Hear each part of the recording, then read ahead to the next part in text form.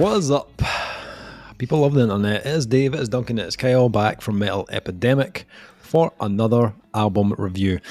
And for this review, Duncan, Kyle and I have been checking out the new album from French progressive metal band Hypnagone. The band's new album, Qu'il Passe, will be released on October 14th. That's Dave pressing the button on Google Translate so it can say it in his ear. Absolutely did. Before he said it. I could tell. There we are. 100%. Too much time Qu'il together. Passe. Qu'il Passe. Anton Dufour, founder of Hypnagone, embarked on the creation of Qu'il Passe in January 2017. Okay. Following... Holy fucking shit! Yes, following his years of study at MAI, the Music Academy International in France, the album took 5 years to compose, with writing wrapping up in the spring 2021. When you say compose, did he do all the instruments here? He is, I think he's bass and guitar. That would explain the bass playing. Oh no, he's bass. He's just bass. He's just bass. Yeah, because Anton's the just bass playing is... Yeah. He has YouTube videos of just him just doing stuff to his bass, which is just... You're just giving Kyle more wank fodder. What are we doing here? Yeah. So the album took 5 years to compose. Subsequently, the songs had to be recorded twice for the sake of refinement and artistic vision. Oh, I thought you were going to say he lost his hard drive. Honestly, I got so upset there. Honestly, I almost panicked. Yeah. Consisting of 11 tracks, Qu'il Passe was mixed by George Lever, who has worked with Sleep Token, Loathe, Monuments, etc., and mastered by Mike Calagian, who has worked with Machine Head, Deer Hunter, Against the Current. The album is a work of catharsis linked to personal themes, notably loneliness, the fact of being lost without landmarks, and finally to manage to accept one's self. Okay, so Hypnagone, debut album, gents.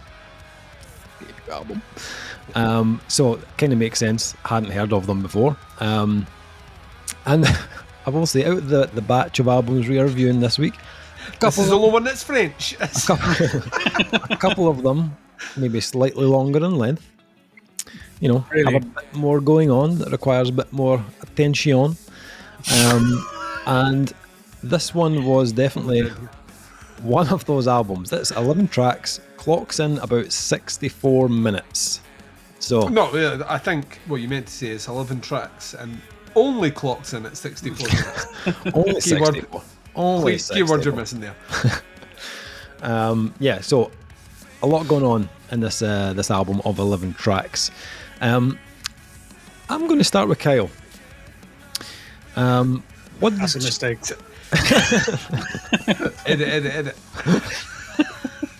I don't know, when I was listening to this, obviously there was bass on there, so I was thinking, Is there bass on this? Kyle. Fuck me. You're aware that's Kyle, I'm Duncan. Just making sure this time around. Yeah. But I wondered, I was interested to hear what you thought of the rest of the and the bass playing, obviously. But what did you think of the rest of Hypnagone's Qu'il Passe?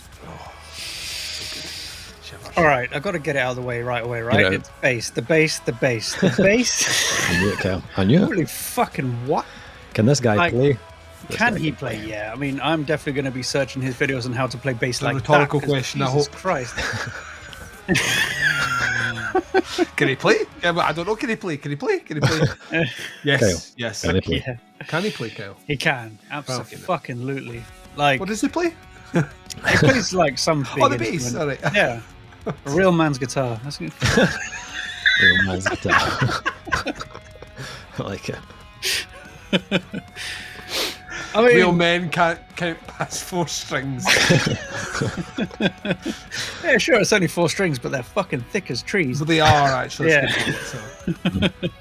I mean, I thought I was an alright bassist, and then I heard this, and I'm like, I sound like a fucking kid with crayons compared to this guy.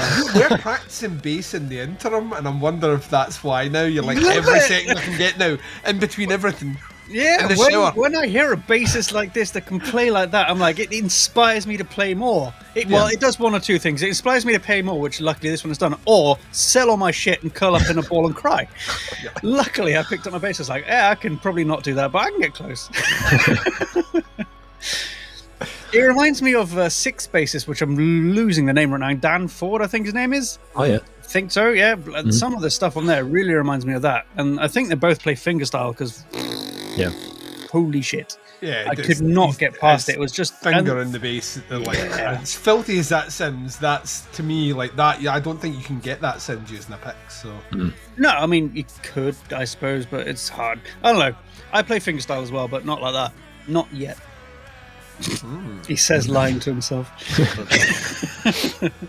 But the thing is, it's not just the playing and it's not just the tasteful fills. He actually knows when to play and when to overplay and when to underplay. Yeah. Like during the riffs, it's very in time with the guitars. There's no like woo all over the place. But when he does take the chance to show off, he fucking shows off. But it's never like super flashy, crazy stuff. It's always very, like I said, tasteful. And I love that. It's very restrained. You can tell he went to like an academy of music because everything... It's very well written, everything about it. Everything has a certain level of restraint to it. Yeah. It could probably definitely go off the rails this and be crazy as all get out. I've heard some music from people that have studied this. It's just like, what the fuck? How did you come up with this? And how do you think people are going to enjoy listening to this? But this is extremely well composed. And back to the bass, you can actually hear it in every part of the album. It's mixed like so perfectly, but it doesn't sound overdone at the same time. Sometimes you can hear a bass and it's like overcompressed to bring out the highs, and it stands out on its own, but it sounds a bit disjointed. But here, it sounds absolutely perfectly clear, but also a part of the mix of the band. It's expertly done, and I'm really, really, really happy I heard it. Rest of the album, there is some more to this album, I swear. It's not all bass guitar, all right. No, well, it's mostly bass for me. Jesus Christ. Aside from the name, I was like, Hypnagone? I don't really get it. I thought that was kind of a little bit of a strange name for me. I'm like, whatever, to each their own. I've heard plenty of dumb names. I was just like, not them saying this is a dumb name. I just didn't know what to expect when I heard it. I expect something more in the lines of like a bit more of not such a serious album. Something more in line like Belarus Beaver, or maybe not that, but something like that. The name sort of didn't ring true to all of the rest of the songs that I heard. And I was like, fair enough, but whatever. They're French, maybe they don't know. Love the French, man. Love the French. Yeah. As with every French album reviewed, you have to mention Gojira a little bit because there's a tiny streak of Gojira in this. Absolutely there is. But it doesn't go as far as other bands I've heard. It's like there's tiny bits here and there, but it's like, oh yeah, but I guess that's just the style that comes out of France. It's absolutely killer, and I love it. What I do like about this album is its variation. It's absolutely super varied, but really interestingly done. It's like we've said about a couple of other albums tonight that they've been varied, but this has some real good variation on it. It's got like some super like epic soundscapes and smooth parts, and it's got these really crazy technical little bits. And it's not just like instrumentation that changes, there's actual technique that changes as well. And all of it is played really, really expertly. And I love it. It's just fantastically done all the way through. And it's all coherent and consistent as well, which is very hard to do. And we've heard some bands that have not pulled it off very well, but this one has done it extremely, extremely well. And I do like, also in the bass, touches of Mudvayne. A little bit in the bass tone. There is absolutely some like bit of Ryan Martini in there. I'm just like, ooh. So very tasteful, very classy choice of tones. And the songwriting itself is, you can tell he went to an academy because holy shit, some of the parts, they just give you chills when all of it comes in together after such a build up and little teases here and there of motifs and little things. And it takes a few listens to get into, but you can absolutely hear it. There's like a couple of parts on, oh my god, am I going to say the Spannungsbogen? Spannungsbogen? I'll do. Spannungsbogen. Yeah, let's say that. There's a couple of teases of the main motif, like earlier in the song that come back, and it's just absolutely fantastic. It's like foreshadowing in a song, and I absolutely love it. It's really well done. It's super cool. Excuse me. And the one thing that stood out to me is really weird, but not a negative at all, is in the intro. It sounds a lot like that. The name has gone out of my fucking head. Just as I should have written it down. That I Want My TV song. Who the fuck did that? Dire Straits. Oh yeah. Yeah, Dire Money Straits. for nothing. Yeah, that's the one. Good for Yeah. you. I've got you. Yep. And it was, I don't know if it was like the chord progression or like an actual chord that like just was the same or similar to it, but it was like, hang on a second, there's some of that in there, which is strange because I hate Dire Straits, so. But it worked really well on this. It just reminded me a little bit of it. I guess some things are. But all in all, loved it. Really good. Okay. Yep. Interesting. I think on my first listen to this, I was like kind of halfway through the album. I was like, this must be. I started to read the press release. I was like, this must be like album 4 or 5 or something. These guys, and I was like, what? Wait, what? This is it. This is the first. This can't be the first album. This is no way, not a chance. And I was like, these guys must have been.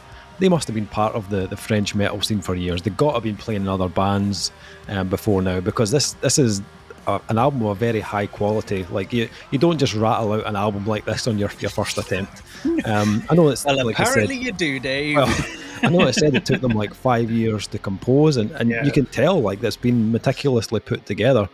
So like stylistically, this is heavily in the progressive category. It touches on a few other styles as well in the genre. There's little kind of flashes like prog rock in there. There's a little bit progressive death metal in there, a little touch of post metal as well, and they merge it all kind of very well, very seamlessly into one. It doesn't feel disjointed or like the styles are just kind of like taped together.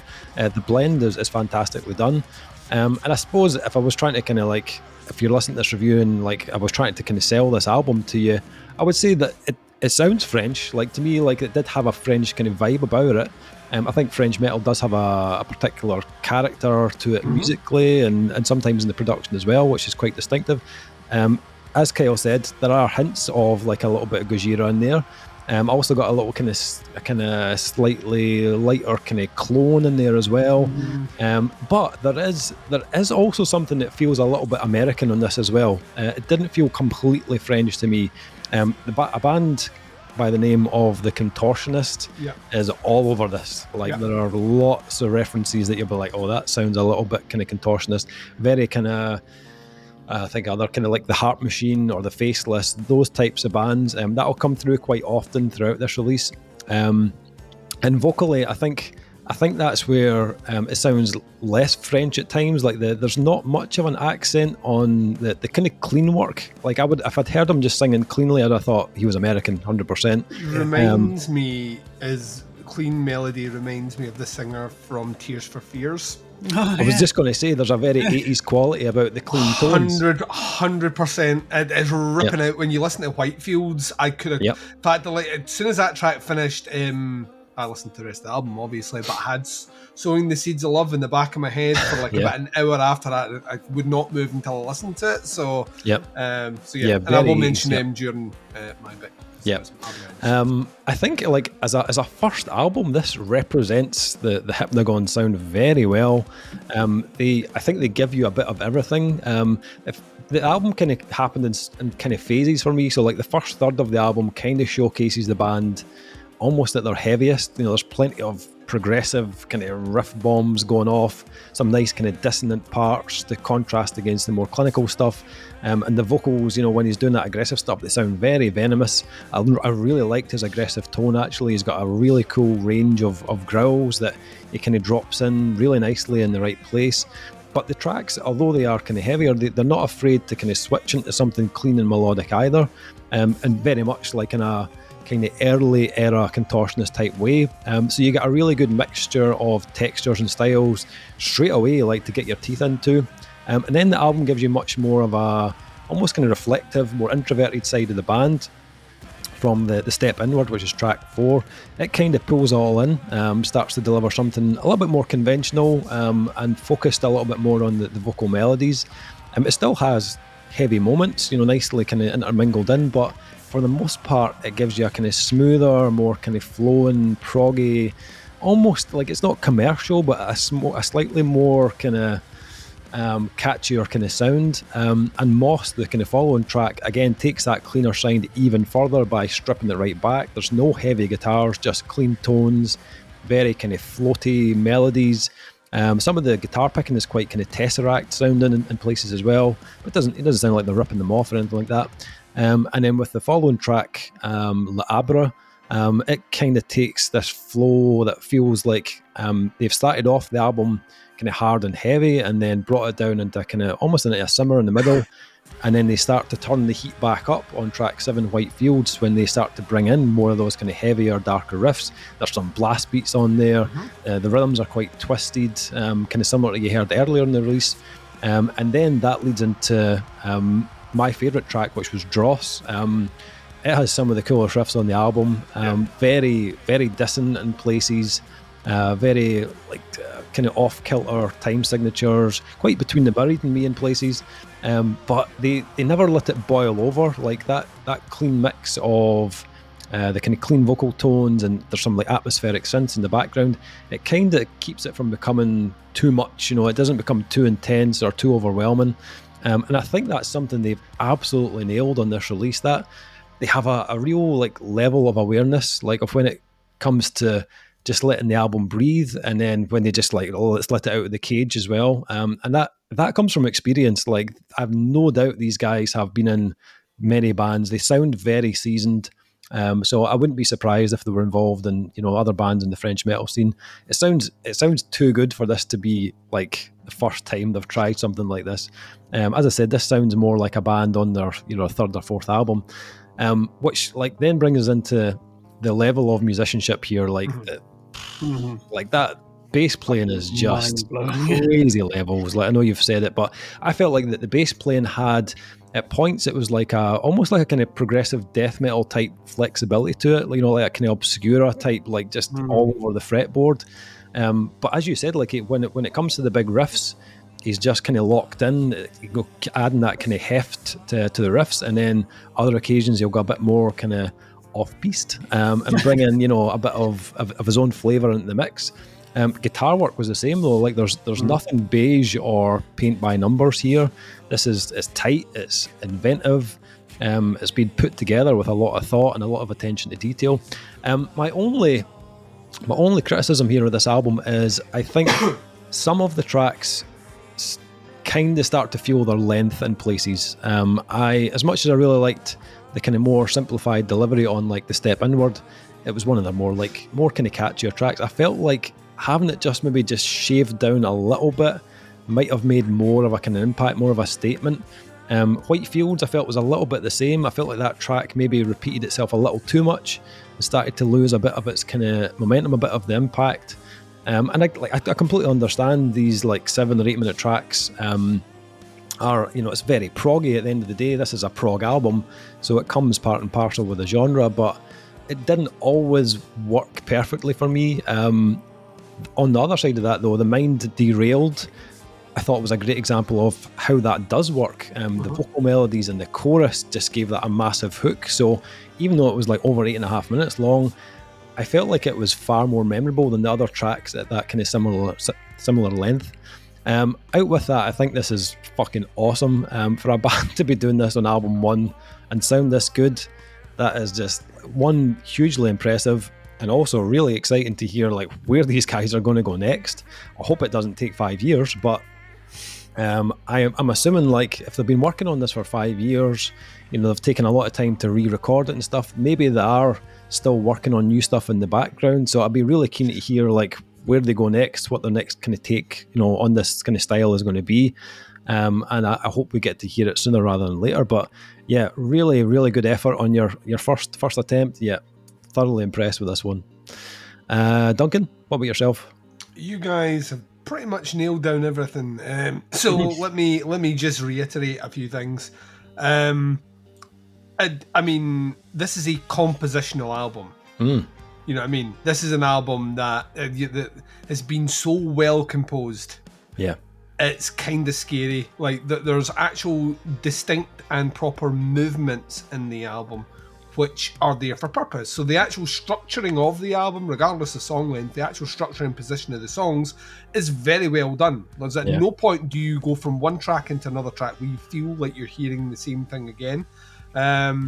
Which is quite remarkable considering the elements they're bringing in and the length that they're doing on certain tracks. You would think there would be a bit of repetition there, and it isn't. Certainly repetition between, elements within a song, but not really bleeding over into other tracks. Yep. That's the first thing that's probably worth mentioning. The production is excellent.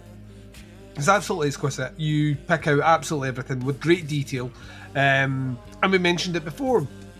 Bass guitar, there's a reason I think a lot of producers hide the bass. And it's because, it can sound great in a great player's hands. It can sound really ugly and muddy in a bad player's hands. And it can be hidden really well when you turn the guitars up. On this, though, the precision in the playing is just... It's excellent. Yeah. So when it does fall into doing, towing the line of the guitar work, it's still completely audible, though. Yeah. And when you get those flourishes, it's not... Someone's had to turn the bass up, it comes through nice and clear. It's excellent. I'd be interested to hear what his background is. I would assume jazz. I wouldn't even actually know if he comes from a metal background. Just the certain movements and playing just makes me feel like he would come from that world. Yeah. And maybe people out there that are listening going, that doesn't make any sense. He's in the metal band. We were talking about this recently. Imperial Triumphant have a sea of people that adore them who are not into metal at all, but are jazz musicians who are just blown away by what they're doing musically. So I think there's an element of that. His playing just feels, it just feels very, very, very organic. I just really got into that. So there's that side. Then on top of that, vocally, now I mentioned Tears for Fears earlier on. There's an infamous story behind Sowing the Seeds of Love, which was the album that almost broke the band up, which is hard to do when there's only two of you. But that album took them, 4 years to release? And they got halfway through the recording and scrapped the whole fucking thing, right? Just like, no, it's in the bin. I'm like, it's not happening. Let's try again. And when you eventually heard that particular song, that single, I think everything happens. I think it plays almost every instrument known to man.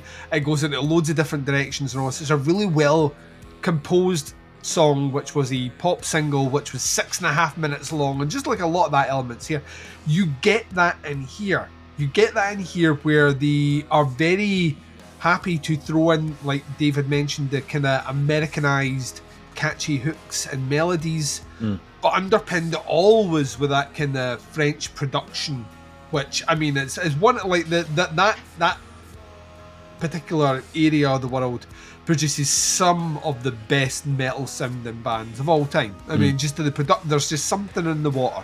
They have a sound and they know how to achieve it, and you get that there when it's juxtaposed with those vocals. And especially when they bring in a lot of the synth work in the background, it's just like, it's wonderful. Whitefields was the track I mentioned before. Whitefields was the track, it was playing in the background and I was loving it and I was getting into it, and then Whitefield struck in and you were getting all those 80 synths and his vocals and all the rest, and I was like, that's really quite clever. And then by the mid part, you're getting blast beats, and I was like, where the fuck did we go? And then when I came back through it again, I actually realised there was a lot more of those heavier elements peppered through the album that I hadn't picked up on the first listen. So I gave this 3 listens. That's 3.5 hours worth of listening. And my main criticism is kind of where Dave is. I think at times a couple of the longer tracks could be a little bit shorter. Doesn't make the song suck. Didn't like it because they went a bit too long. The elements are playing sound fine. From my position, I think it's very easy to do a long prog album. I think it's maybe more challenging to make something a bit more concise, and I think they could have done that here, but as we mentioned before, first album, I'm curious. I don't know if, hopefully this is a live band. I'm kind of hoping this isn't a studio band. The danger is you spend so long crafting the thing and getting it out, you don't give it the respect it deserves live. And I think a lot of this would work so well live. Like, I can imagine with the right lighting, with the right intimate crowd, being mesmerised by some of the sections in this music, and just in general worshipping the bass playing, because it is of a high calibre. It's an instrument we don't talk about nearly enough, even though we have a bassist in our 3 when we talk about reviews. And there's a reason behind that. It's a heavily neglected instrument in the metal genre, where it relies so heavily on it. that when you hear playing like this, it does stand out and it does make a mark. So I think they should be incredibly proud of what they've done. I think it's an exceptionally written album. And it brings me back to, I ask myself these questions every now and again. Why is it that I'm maybe not more of a prog lover? If more prog music was in this vein, I could see myself listening to a lot more. They're onto something really, really cool, and they are. But why should we be surprised? Another French metal band that turns out to be great. We'll just throw that on the yes, the internet has told us so many times over pile. It's right over there, and they're telling us again. Hypnagone are worth your time. Yeah. Okay, so scores for Qu'il Passe. Kyle, what are you thinking for this one? I mean, it's the first album that blew me away. Yeah. It's hard. I can see myself coming back to it a lot. I'm not the biggest prog fan. I like prog songs, but not prog albums, if you know what I mean. But this one I'll probably listen to all the way through if I'm going to listen to it. So I'll probably come in this one 4.5 out of 5. Nice. Yeah, I'd feel like a complete and utter piece of shit if I scored this any less than a 4.5. Yeah. Honestly, like the work that's gone into this, the level of detail on it, the musicianship, the execution of it, I think it's deserving of a really high score in my opinion, and I hope it gives the band a bigger audience because they deserve to be far more well known than they are. 4.5 from me as well. Duncan? We'll bring this into a nice neat trio. 4.5. Nice. So Hypnagone Qu'il Passe will be released on October 14th. Self-released. I will put some links below to the band's Facebook, to the Bandcamp. Check these guys out. Relatively unknown. Have a listen, see what you think. Stick some comments in below. That is the review. Thank you so much for checking it out. We'll be back with another review very soon, but until then, take care. Speak to you soon. Bye everyone. Bye.